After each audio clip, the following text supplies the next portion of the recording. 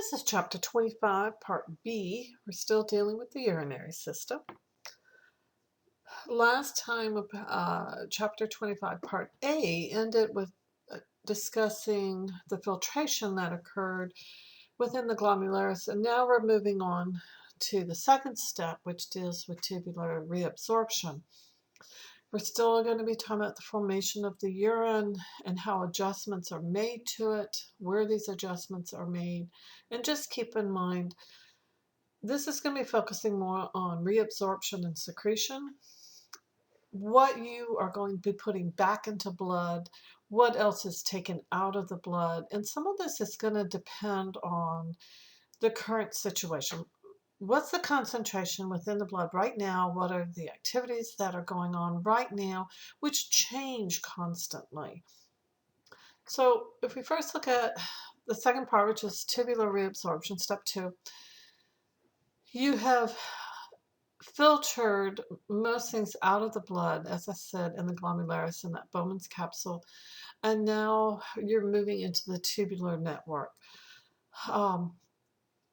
Tubular reabsorption is going to take most of the contents that's in that filtrate, which ultimately is going to form the urine, and most of it's going to be returned to the blood. So just about all of your organic nutrients are put back into the blood. So reabsorption, you're taking out of this newly formed filtrate, like I said, is going to eventually form the urine, and you're moving stuff back into the blood. The water and various ions, reabsorption of those is going to be regulated by hormones, and that's where the adjustments depend on what's going on at this particular time. So how do things pass out of the tubules into the capillaries? They can go one of two routes, either transcellular or paracellular. The transcellular route means it's going to pass through the cells between the cells that are lining the tubule, so the cells that are between the tubule and the capillaries. They're going to travel actually inside the cell, so they have to go out of the tube, inside the tubule cells, through the cytosol, exit out on the other side, which is going to be at the basolateral membrane, and then enter the blood. The paracellular route means it's just going to be moving between the tubules. In this diagram, you can see the upper black lines are showing the transcellular, how it's moving out of that, the far left, the lumen, the open area where the filtrate is, and things such as some of the water and the solutes are going to, as you can see, go across that exposed apical membrane into the cytosol, past the whole distance of the cell, and then out the membrane on the other side, eventually then into the capillary. Versus the paracellular is moving between the cells, between some of those leaky, tight junctions. And then it moves into they both end up in the capillary, but it's just, what's the route that they take? Between the cells or through the cell? We're going to talk about this in some detail, but as you can see, starting on the left-hand side, you've got the proximal convoluted tubule. This is where most of the filtrate is going to be reabsorbed. You've got things such as water, your sodium, as said, your organic compounds like glucose. Those are going to be reabsorbed back into the blood. At the same time, you have secretion occurring. Secretion is when substances that remained in the blood are going to be moving out of the blood into that tubule for the formation of urine. Oftentimes things such as hydrogen ions, ammonium, certain drugs. As the filtrate moves down through the descending limb of the loop of Henle, oftentimes here you're going to have reabsorption of water occurring. It loops around. On the ascending limb, you have things such as urea that are going to be secreted out of the blood into the urine. As you continue on up, You have additional reabsorption of some of your ions, such as sodium, potassium, chlorine. And then as you enter into the distal convoluted tubule, you have more reabsorption occurring of the sodium, chlorine, calcium. This is now usually going to be regulated by hormones at this point. And then reabsorption and secretion will continue down the collecting duct. Once again, that is going to be regulated by hormones at that point. Some of the hormones, if you remember from the endocrine system, include things such as the aldosterone, which is going to be playing a huge role when you're talking about the collecting ducts and in the distal convoluted tubule, and playing a role. It tends to help with reabsorption of some of the sodium, potassium. Water is going to follow those. As you reabsorb that sodium, ultimately there should be very low sodium in urine. So most of it that initially was filtered out, it is now reabsorbed back into the blood. It's going to play a role in helping to regulate blood pressure and also decrease levels of potassium. The antidiuretic hormone, ADH, is certainly another hormone that plays a huge role. That's going to help increase with water reabsorption. If you increase the levels of the ADH, then you would increase the amount of water that's reabsorbed, leaving less water in the urine. Atrial natriuretic peptide helps to reduce the amount of sodium in the blood. This is going to result in decreased blood volume and decreased blood pressure. So this particular compound tends to be released when the blood volume is too high or the pressure is too high. Parathyroid hormone is also going to play a role in the distal convoluted tubule to help increase the amount of calcium that's being reabsorbed.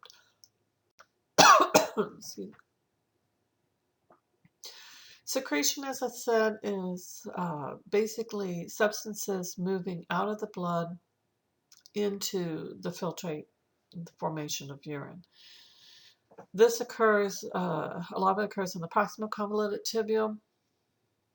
You sometimes are moving substances into the filtrate depending on what's going on, like once again, hydrogen ions, ammonia, potassium. Why are you moving additional substances out of the blood? You're trying to get rid of substances that you don't want in the blood. Some things may have been kind of passively reabsorbed, but you really need to get rid of these waste products. Sometimes you're trying to get rid of drugs or various compounds that bound to the proteins in the blood that, remember, proteins do not filter out in the first step. So you're trying to get rid of this, basically waste products. It can also play a role in helping to control the blood pH. Remember, the pH is going to be very closely monitored, and in the kidneys, which remember is where we're at, is going to play a huge role in helping to maintain proper blood pH. So once again, this just shows the blue is the boxes are showing the reabsorption, and the green is the secretion.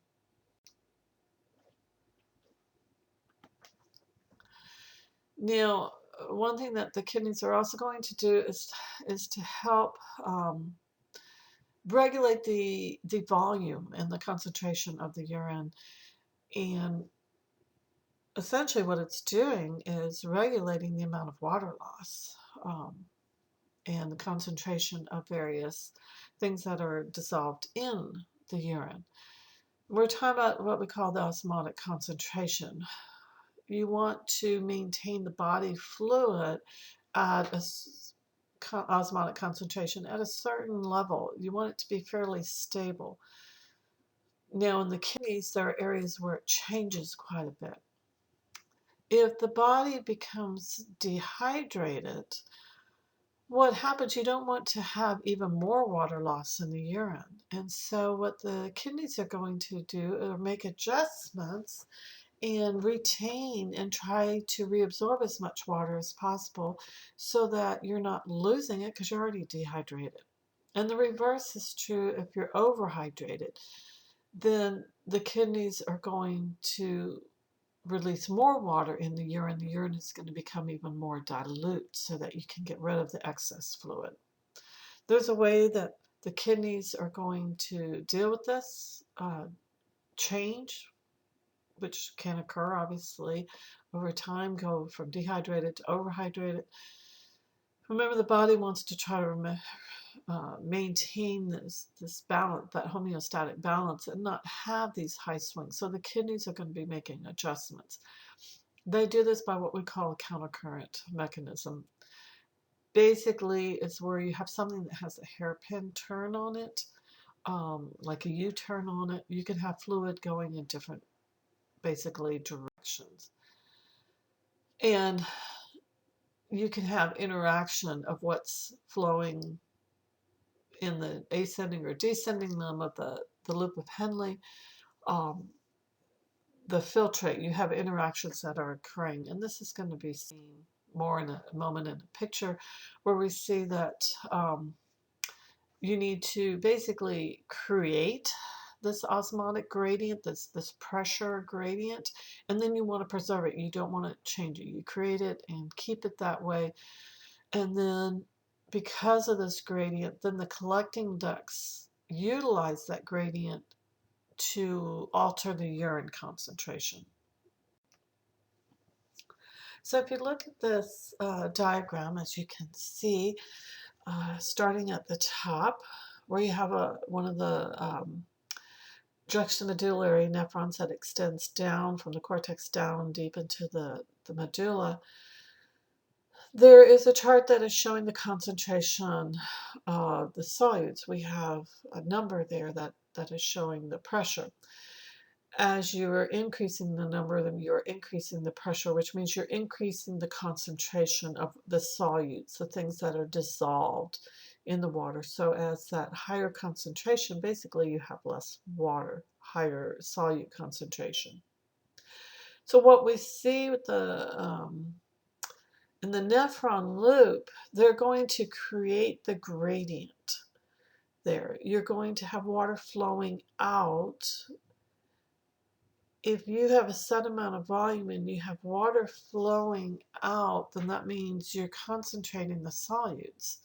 Because maybe initially, let's just say you had 100 mils of water and you had 5 grams of salt. If you remove some of that water, if you remove 25 milliliters, so you're left with 75 milliliters, but you still have the 5 grams of salt. That's now more concentrated. The pressure, osmotic pressure, is now higher. Now if you remove another 25 mils of water, so you're at 50 mils of water, still with 5 grams of salt, the concentration of those solutes per mil is higher now. You started with 5 grams per 100 mils. Now you're 5 grams per 50 mils. So it's much more concentrated, and the osmotic pressure is higher just by removing that water. So the nephron loop, that loop of Henle, helps to create this gradient. The vasa recta on the capillaries, peritibial capillaries that are surrounding these tibials, they help to preserve that gradient. And then the collecting ducts are going to use that gradient to adjust the urine concentration. So in this picture, as you can see the loop of Henle, the filtrate as it is flowing down, it flows down the descending limb and then up the ascending limb. Well, they're flowing in different directions. That's why we call it countercurrent. The descending limb is very permeable to water, so it's allowing the water, just by passive transport, to move out. And then the ascending limb is impermeable to water, So it's not allowing the water to flow, but now it's allowing, you have the movement of sodium chloride, which is a salt, out. So you have this difference that's occurring. So water leaves as the filtrate, you're forming the urine as it's coming down the descending loop. Water is leaving. As you can see in the bottom picture, the blue arrows are showing that the water is leaving the filtrate. It's going to move and go back into the interstitial fluid, back into the blood and the via. Remember, these tubules are wrapped with the peritibial capillaries. So the water's moving out of the filtrate, out of what's going to be the urine, back into towards the blood. As you move around, the pressure's highest at the very bottom of the loop. Now as you make the turn and come up the ascending limb, now you are removing sodium chloride. It's being pumped out of that filtrate. As it's being pumped out of the filtrate, the pressure now is decreasing. So it's like you had that 5 grams of salt in the 50 mils at the bottom. I took 1 gram of salt out. Still have 50 mils. I took another gram of salt out as we move halfway up. By the time we get to the top, I may be left with only 1 gram of salt in 50 mils. I started with 5. So you're removing that sodium chloride out.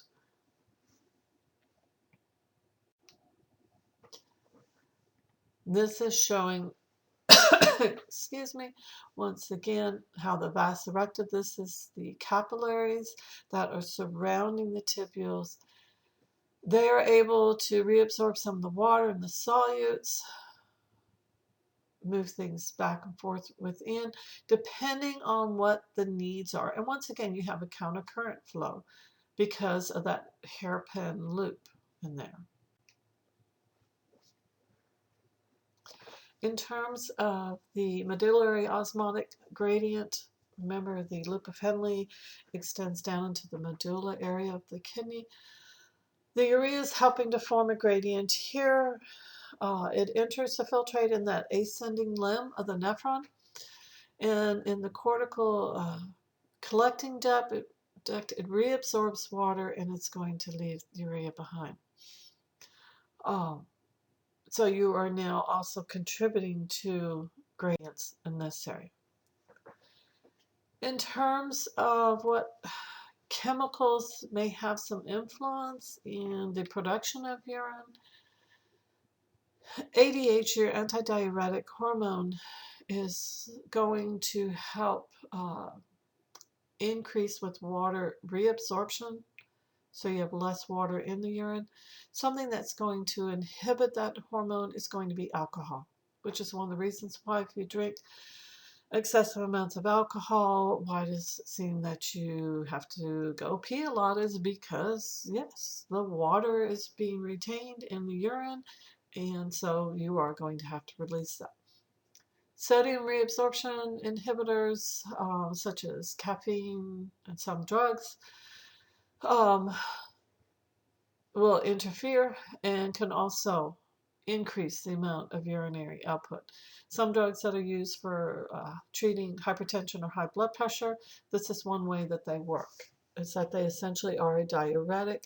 They will increase the urine output.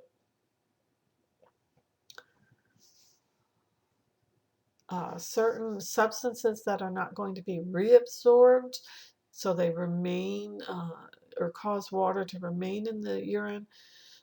This one thing can be glucose. If there's high glucose concentrations, it tends to pull some of that water from the body and increase the amount of urine production.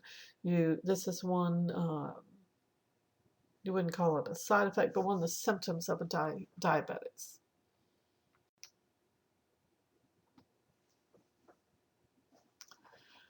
In terms of evaluating how well the kidneys are functioning, you can do urinalysis, which is chemical testing of the urine. You can also use this to test for illegal substances. If you want to just test for certain signs of disease, sometimes you may just need a urine sample. For overall testing of renal function, you may also need to do a blood test as well.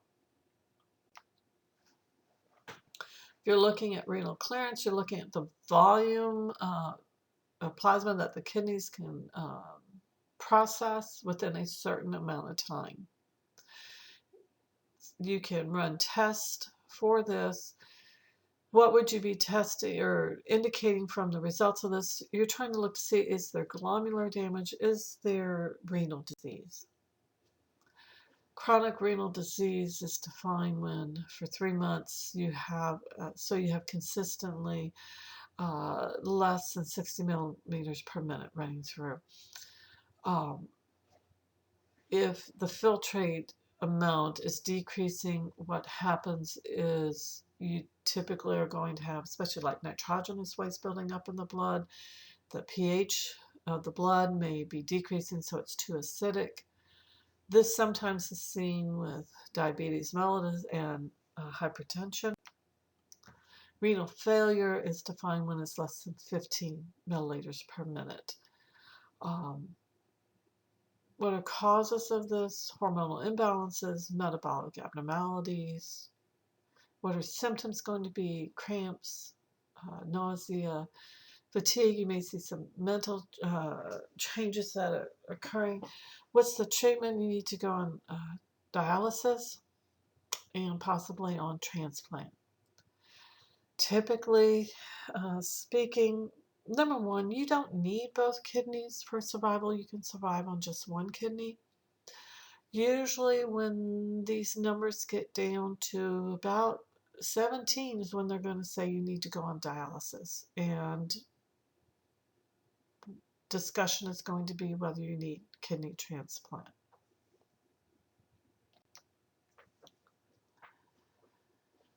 Urine, the chemical composition, it's mostly water. It does have some solutes in it. It's going to contain nitrogenous waste such as uric acid, urea, creatine.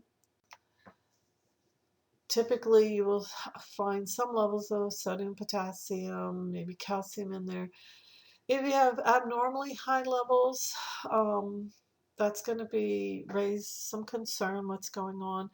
And you should not have proteins, you should not have white blood cells, you should not have bile pigmentations in there. That would be more indicative that there is some disorder, disease, infection going on. This table shows a list of different substances that are found in the urine would be abnormal, what the name of that condition would be, and what some possible causes of it would be. In terms of the urine, what's some of the physical characteristics? It should be clear. If it is cloudy, that would be indicative of a urinary tract infection. Bacteria, when they grow, whatever they're growing in, tends to turn cloudy. So if the urine is cloudy, that would lead you to think that an individual has a UTI, urinary tract infection. It should be some shade of yellow, from pale to a deep yellow. If it's pale, you're usually normal to very diluted urine is pale. If it's very concentrated, the yellow gets a darker color, or the urine gets a darker color. The yellow is due to the pigment urochrome. Obviously, if it's some other color, it can be caused by eating certain foods, having certain drugs, or possibly if it's pink, it might have blood in it. The odor is slightly aromatic. If it has been sitting for a while, you're going to have definitely an ammonia odor to it because of the bacteria that would be growing, and it could metabolize the urea. Certain diseases you may find kind of cause distinctive or unique smells to the urine, and that can help you with diagnoses. The pH should be slightly acidic. Now, depending on an individual's diet or conditions like if someone has had prolonged vomiting, that may increase the pH. Specific gravities of water is 1. Because urine is mostly water but does have solutes in it, the specific gravity should be slightly higher than 1. The ureters are going to be obviously attached to the kidneys, and it's a tube that's going to connect the kidney to the bladder so that the urine that has been formed in the kidney can then drain and be stored in the bladder. There's 3 different layers of the ureter wall. When you start from the innermost, you've got the mucosa, and then the muscularis, which is smooth muscle. Even though the kidneys are above the bladder, gravity alone is not going to allow the urine to just flow freely from the kidneys down to the bladder.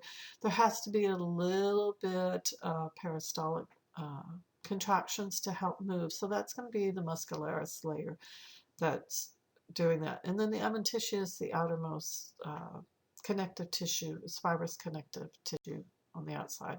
So this view is showing you the 3 different layers. The innermost purple layer, as you can see, is the mucosa. Kind of the turquoise bluish layer is the muscularis, and then the adventitious on the outermost. If kidney stones are formed, typically they're going to be in the renal pubis. It's oftentimes calcium or magnesium or uric acid salts. If they're large enough, they can actually block in the renal pubis, the opening to the ureter, and that's going to be painful because then the urine cannot flow out. Sometimes if you have chronic infections, it can cause this. Treatment is non-invasive. Basically, essentially what they're doing is sending shock waves to break up the stones small enough so then they can pass.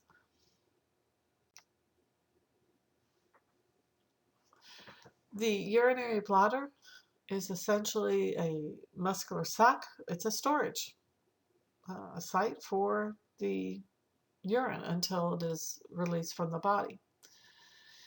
In the males, the prostate gland is going to be behind the bladder. In females, the bladder is going to be in front of your vagina, and then the uterus is kind of sitting behind and on top of the bladder. The bladder's got an area called the trigone area that has 3 openings. You have a ureter coming in from both the kidneys, and then you have the urethra. The layers of the bladder wall, you've got the mucosa, then you have the muscular layer, and then the fibrous adventitia on the outermost. This is showing in the male the trigone area, and then how the urethra leaving the bladder is going to go through. Now in the male, we refer to different sections of the urethra by different names. The prostatic urethra is going through the prostate gland. Then it is going to move to eventually the spongy urethra, which is the portion that is going through the penis. In the female, we just use the term urethra, and you may notice that it is much shorter than the urethra in the males. The bladder tends to kind of collapse when it's empty, and you see the rugae, those it almost looks kind of like ridges, similar to what you saw in the stomach, and this allows it to expand as it fills. A full bladder can hold roughly about 1 pint. It can hold more than that. The problem is if it becomes too distended, it could burst, and then also have issues if it does not burst, if it's overly distended, returning when it empties back down to the possible size. The urethra is that tube that does drain the bladder to the external environment. There are 2 sphincters involved. The internal urethral sphincter, which is involuntary smooth muscle, And then the external urethral sphincter, which is skeletal muscle, so you have voluntary control on that. In females, the urethra is only about 3 to 4 centimeters. In males, as I said, it goes through different regions. We have different names: the prostatic urethra, the membranous urethra, and then the spongy urethra. And overall, combined, it's about 19 to 20 centimeters in length. So once again, showing the length comparisons. And the reason I'm showing you the length comparisons and mentioning this is that in bladder infections, urinary tract infections are more common in females than they are in males. And the reason for that, part of the reason for that, is because the urethra is so much shorter in females than males. In females, the shorter distance, if there's improper habits of wiping, you should wipe from front to back so that you do not take a chance of introducing fecal bacteria into the urethra. But if it's done improperly, the fecal bacteria, basically, there's not much distance to have to travel up the urethra and get into the bladder. So urinary tract infections are more common in females. Oftentimes in young little girls who are just learning to be potty trained, must be taught correctly how to wipe. And sometimes the elderly, women, old, they revert back. That's just not using proper toilet habits. Inflammation of the urethra is urethritis. Cystitis is inflammation of the bladder. Pyelitis is inflammation of the kidney. So we do distinguish where the urinary tract infection is by specifically those terms. General term would just be UTI. What are some of the symptoms? Usually painful urination, increased frequency in having maybe less urine being released each time you do go, fever. Sometimes there may be some blood in the urine. It may be slightly cloudy. If the kidneys are involved, there's usually pain in the lower back.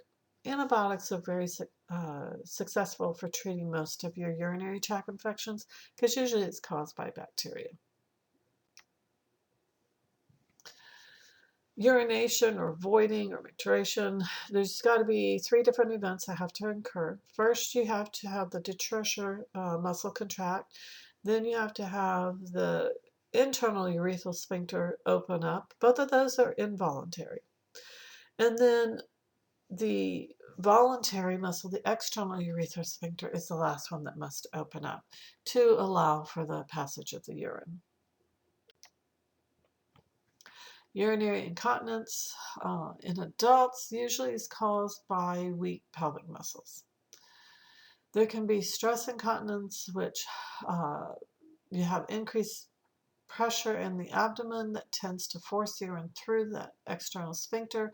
Oftentimes this is with coughing or laughing or sneezing. Overflow incontinence is when urine is little drops are released, basically when the bladder is overfilled. Urinary retention is when the bladder is unable to expel that urine. How come this is occurring? It could be a couple of causes. For everyone, usually when you've been under general anesthesia, it can affect the bladder's ability to expel that urine. And what they will do is oftentimes have the patient catheterized. After surgery, once you have come out of the general anesthesia, you'll be monitored. When they remove the catheter, they're going to want to make sure that you are completely expelling the urine, draining that bladder before you're released. Otherwise, they may have to leave a catheter in longer. From a microbiology standpoint, you want that catheter in for as little time as possible because the longer it's in, you increase risk for UTIs. In males, if the prostate gland, which is below the bladder and the urethra, remember, passes through it, there is an increased problem when that prostate gland becomes inflamed. It causes constriction of the urethra, and so you have an increased problem of retention of urine in the bladder, which is why one of the symptoms for inflamed or enlarged prostate gland with the male is more frequent urination and less urine being released each time. Just kind of FYI, you would want to follow up on that and make sure, uh, basically look at what is the cause of the enlarged prostate gland. You want to make sure that it is not cancer.